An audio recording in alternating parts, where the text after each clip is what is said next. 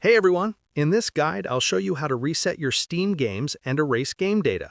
First of all, open Steam and go to Settings. From there, select Cloud on the left sidebar and turn off Enable Steam Cloud. Next, right-click on the game you want to reset, go to Manage, and select Browse Local Files. Look for a save folder, and if you find one, simply delete all the files inside. If you don't see a save folder, don't worry. Go to the Steam website, search for your game, and note the number in the URL at the top left. Then open File Explorer and go to the drive where Steam is installed.